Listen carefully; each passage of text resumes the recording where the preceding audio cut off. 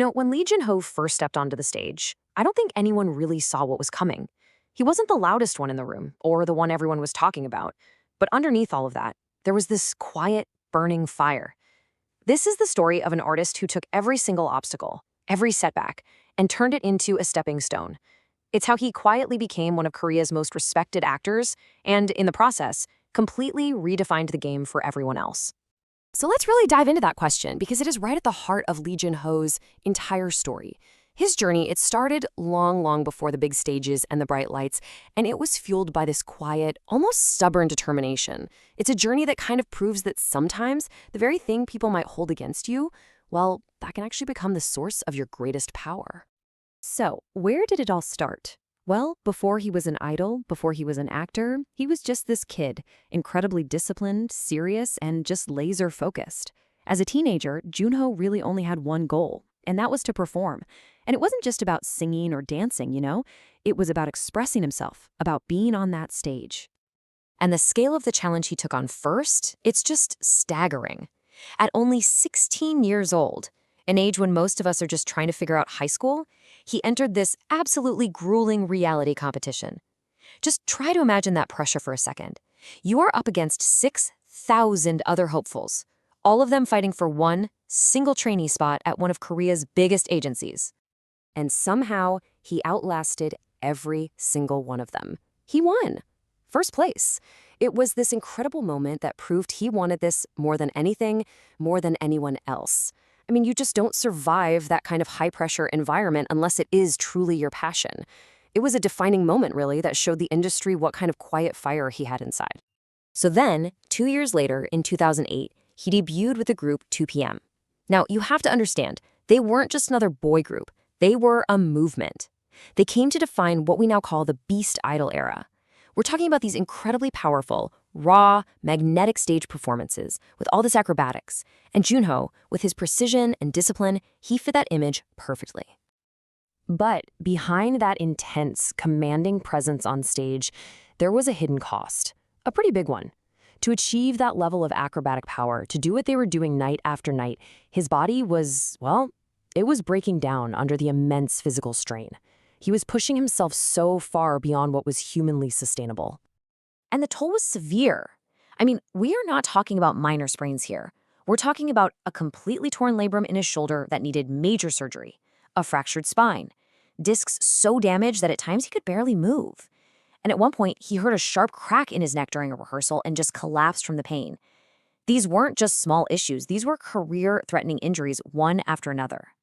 After one particularly bad injury, the medical advice was crystal clear, really simple. Stop. You need to rest. Wear this abdominal binder just to support your body. Any reasonable person would take that advice, right? I mean, the message was that his body had reached its absolute limit. But that just shows you everything you need to know about his mindset. The very next day, he was back on stage. He performed through the agony, hiding it all behind every sharp move and every perfect smile. You see, this wasn't about ego. This was just a deep, almost stubborn love for performing that honestly bordered on self-sacrifice. And the pain wasn't just physical. He also really struggled with his self-esteem. Believe it or not, he was teased for his looks in high school, and that insecurity, it kind of carried over.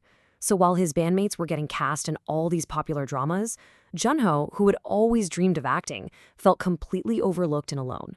He was just wondering when, or if, his chance would ever come.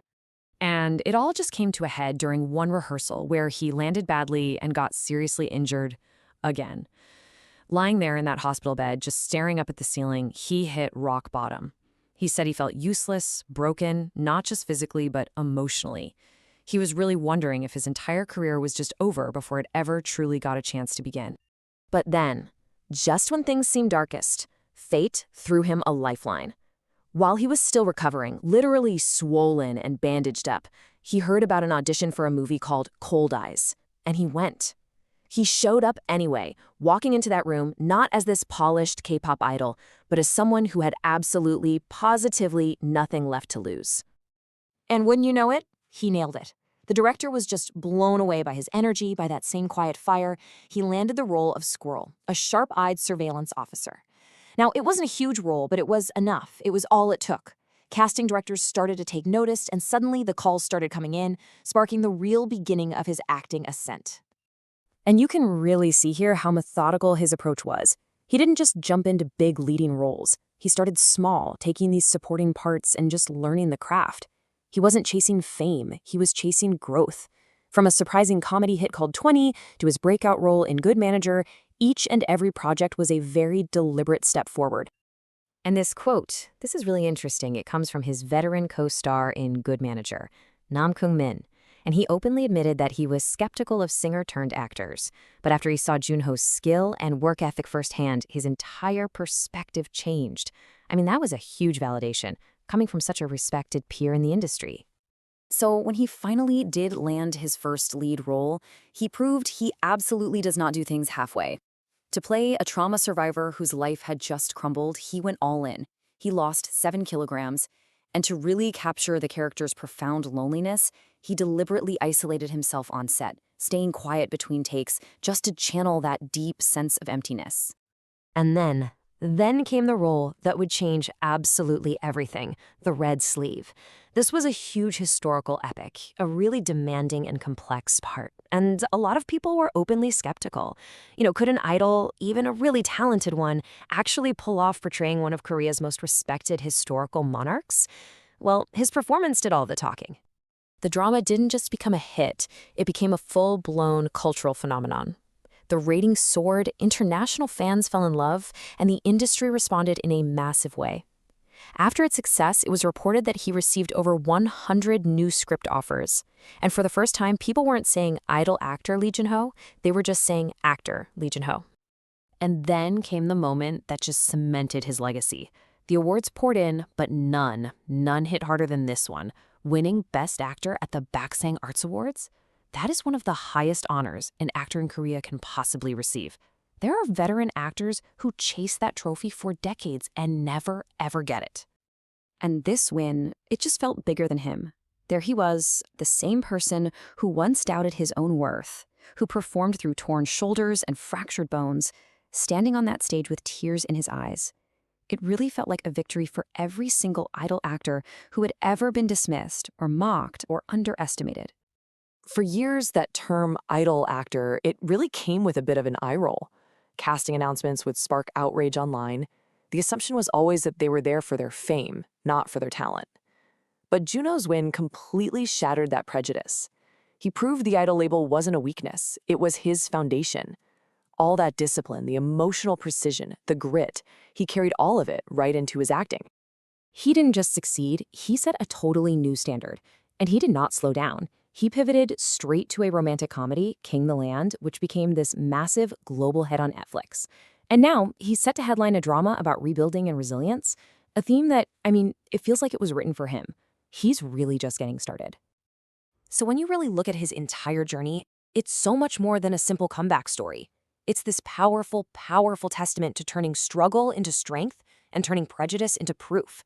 He showed that sometimes the ones that everyone doubts, the ones who have to fight the hardest for their spot, they're the very ones who end up changing the entire game. And really, that's the takeaway, isn't it?